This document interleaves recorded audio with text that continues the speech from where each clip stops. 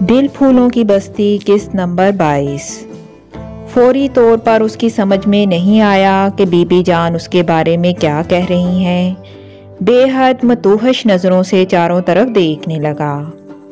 کھلکھلاتی لڑکیاں، ڈھولک اور اس کے ذہن کو جھٹکا سا لگا۔ تب ہی عقب سے شاہ جہانگیر نے اس کے کندھے پر ہاتھ رکھ دیا اور خوش دلی سے بولے، آ گئے یار، گاڑی پہنچ گئی تھی ایئرپورٹ؟ جی؟ وہ جو خاموش نظروں سے انہیں دیکھنے لگا تھا، ان کی باتوں کے جواب میں جی کہہ کر فوراً ادھر ادھر اشارے کر کے پوچھنے لگا، یہ سب کیا ہو رہا ہے بھائی؟ شادی؟ شاہ جہانگیر مختصر جواب دے کر غالباً اس کے اگلے سوال سے بچنے کی خاطر سامنے سے گزرتی جیرا کو پکار کر اس سے جانے کیا بات کرنے لگے، لیکن وہ صبر نہیں کر سکا۔ ان کا بازو کھینچ کر پوچھنے لگا، کس کی شادی؟ شاہ جہانگیر نے پہلے جیرا کو جانے کا اشارہ کیا، پھر اسے دیکھ کر بولے، شہر بانوں کی، چلو اس سے مل لو، پھر شام تک تو گھر کے مردوں سے بھی اس کا پردہ ہو جائے گا۔ کیوں؟ پتہ نہیں یار، یہ رسمیں وسمیں میری سمجھ میں نہیں آتی۔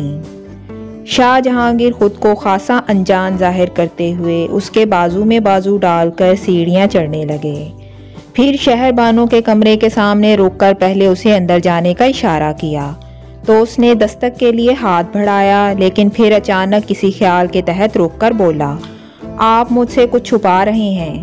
ابھی بی بی جان تو لڑکیوں سے کچھ اور کہہ رہی تھیں۔ بی بی جان جو کہہ رہی تھیں وہ بھی ٹھیک ہے۔ شاہ جہانگیر ایک دم سنجیدہ ہو گئے، شادی صرف شہر بانوں کی نہیں تمہاری بھی ہو رہی ہے، اور تم اس وقت کوئی اعتراض نہیں اٹھاؤ گے کیونکہ تم مجھ سے وعدہ کر چکے ہو۔ وعدہ؟ میں نے خاموش رہنے کا کیا تھا، شادی کا نہیں، اس نے تلملا کر احتجاج کیا، اور شاہ جہانگیر بڑے آرام سے بولے، تو خاموش رہو، کیا مطلب ہے آپ کا؟ ضبط کرتے کرتے بھی وہ چیخ پڑا تو شاہ جہانگیر نے انگوٹھے سے دروازے کی طرف اشارہ کر کے اندر بہن کی موجودگی کا احساس دلایا، پھر ایک دم اس کا ہاتھ پکڑ کر دروازہ دھکیلتے ہوئے اندر داخل ہو گئے۔ سامنے بیڈ پر شہر بانو گھٹنوں کے گرد بازو لپیٹے، پیشانی گھٹنوں پر ٹکائے بیٹھی تھی۔ دروازہ کھلنے کی آواز پر بھی اس نے سر اونچا نہیں کیا، جس سے ظاہر تھا کہ وہ ان کی باتیں نہیں تو آواز سن چکی ہے۔ شہر بانو؟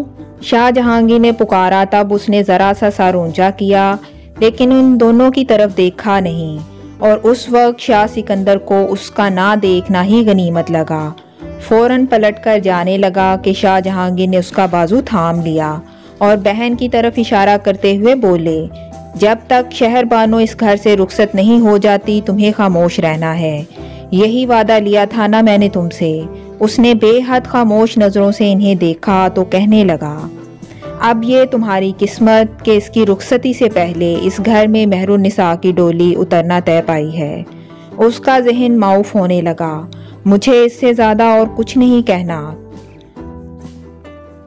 تمہیں کچھ کہنا ہو تو شہر بانوں سے کہو، یہ سن سکتی ہے، البتہ بولنے کا حق اسے نہیں دیا گیا۔ شاہ جہانگیر اسے سناٹے میں چھوڑ کر کمرے سے نکل گئے تو کتنی دیر بعد اس نے دھیرے دھیرے گردن موڑ کر شہر بانوں کو دیکھا۔ اس نے دوبارہ پیشانی گھٹنوں پر رکھ لی تھی، اس کے وجود میں کوئی حرکت نہیں تھی، پھر بھی اس کا رونا محسوس کر کے وہ اس کے پاس چلا آیا اور آہستہ سے اس کے سر پر ہاتھ رکھ کر بولا، رو نہیں شہر بانو، میں جہانگیر بھائی سے کیا وعدہ نہیں توڑوں گا۔ پھر فوراً اس کے کمرے سے نکل آیا۔ پھر شام اترتے ہی حویلی کی رونقوں اور چہل پہل میں اضافہ ہو گیا تھا، اور وہ اپنے کمرے کی کھڑکی میں کھڑا بظاہر لان میں جگمگاتے رنگین کمکموں کو دیکھ رہا تھا، لیکن اس کا ذہن مختلف سوچوں کی آماجگاہ بنا ہوا تھا۔ سب کچھ چھانن فانن ہو گیا، یعنی اسے اپنے محاذ پر لڑنے کا موقع ہی نہیں دیا گیا۔ کتنا بھروسہ تھا اسے اپنے آپ پر کہ اگر یہاں اپنی بات منوانے میں ناکام ہو گیا تو سب چھوڑ کر چلا جائے گا، اور اس کے لیے وہ نہ صرف خود تیار تھا بلکہ آسیہ کو بھی آگاہ کر آیا تھا۔ آسیہ کا خیال آتے ہی وہ یوں مضطرب ہوا کہ اس کی نظریں یہاں وہاں اسے تلاش کرنے لگیں تھیں۔ تبھی زوردار آواز کے ساتھ دروازہ کھلا اور اس کے کزنز شور مچاتے ہوئے اندر آ گئے۔ یار تم بھی لڑکیوں کی طرح مائیوں بیٹھے ہو، چلو باہر نکلو۔ ابرار نے آتے ہی اس کا بازو پکڑ کر کھینچتے ہوئے کہا، لیکن وہ اپنی جگہ سے ہلا تک نہیں۔ لگتا ہے اسے ڈنڈا ڈولی کر کے لے جانا پڑے گا، بڑی بے عزتی ہوگی سکندر، نیچے ساری لڑکیاں موجود ہیں، شرافت سے چلے چلو۔ ناصر نے اس پر صورتحال واضح کرتے ہوئے چلنے کو کہا۔ وہ تب بھی اس طرح کھڑا رہا، خاموش، کیونکہ خاموش رہنے کا وعدہ کر چکا تھا۔ پھر سب کے اصرار پر اسی خاموشی سے نیچے اتر کر آیا تو اچانک ڈھولک کی تھاپ تیز ہو گئی، لیکن اس کے اندر کے سناٹے میں کوئی ہلچل نہیں مچی تھی۔ اگر تم مل جاؤ زمانہ چھوڑ دیں گے ہم، تمہارے واسطے یہ ساری دنیا چھوڑ دیں گے ہم، اگر تم مل جاؤ۔ نہ ہو جس میں تم شامل وہ بہاریں ہم نہیں لیں گے، نظر جس میں نہ تم آئے وہ شیشہ توڑ دیں گے ہم، اگر تم مل جاؤ۔ ریڈیو کے قریب بیٹھی وہ مغنیہ کے ساتھ ساتھ خود بھی گنگنا رہی تھی۔ صاف لگ رہا تھا جیسے اچانک کسی نے اس کے دل کی تاروں کو چھیڑ دیا ہو۔ آنکھوں میں کوئی حسین خیال یوں جھلملایا کہ گنگناتے لبوں پر شرمیلی مسکان سج گئی تھی۔ بدن کے سائے تمہارے رنگ میں رنگ ڈالیں، جدا کیا کر سکیں گے تم کو مجھ سے یہ جہاں والے، محبت کی قسم تقدیر کا رخ موڑ دیں گے ہم، اگر تم مل جاؤ۔ سیما بھابی نے کوہنی مار کر میمونہ بھابی کو اس کی طرف متوجہ کیا، پھر دونوں ایک دوسرے کو دیکھ کر ہنس پڑیں، لیکن وہ اتنی محو تھی کہ اسے ہنسی کی آواز سنائی ہی نہیں دی تھی، نہ یہ احساس کہ اس کے بعد دوسرا گانا شروع ہو چکا ہے۔ اس کے ہونٹوں پہ اب بھی اگر تم مل جاؤ تھا۔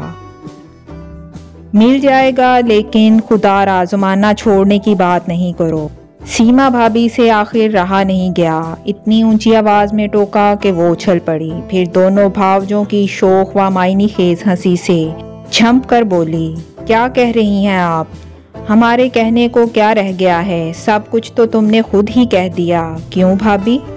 میمونہ بھابی نے باقاعدہ اسے چھیڑنے کا آغاز کرنے کے ساتھ ہی سیما بھابی سے تائید چاہی تو وہ فوراً بولیں، اور کیا، ہمارا کام تو اب دعا کرنا ہی رہ گیا ہے۔ وہ سمجھ گئے اب یہ دونوں اس کا ناک میں دم کر دیں گی، اس لیے فوراً خود پر قابو پا کر مسکین سی شکل بنا کر بولی، صرف دعا؟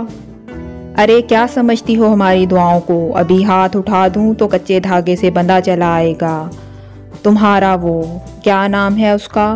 میمونہ بھابی ہمیشہ اس کے نام پر اٹک جاتی تھیں۔ شاہ سکندر حیات، بھابی نے یاد دلایا۔ ہاں شاہ سکندر۔ بتاؤ، اٹھاؤں ہاتھ؟ نہیں، وہ نفی میں سر ہلاتے ہوئے ہنس پڑی۔ کیوں؟ سیما بھابی نے تعجب سے پوچھا تو اس سے پہلے میمونہ بھابی بول پڑی، اسے پتا ہے میری دعاؤں میں اثر نہیں ہے، یہ بات نہیں ہے۔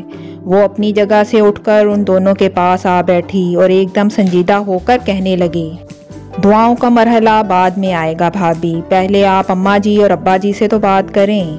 ارے ان سے تو میں جاتے ہی بات کروں گی، مجھے یقین ہے ادھر سے کوئی اعتراض نہیں اٹھے گا، کیونکہ ابا جی اور عدیل بھی اس کی کتنی تعریف کرتے ہیں۔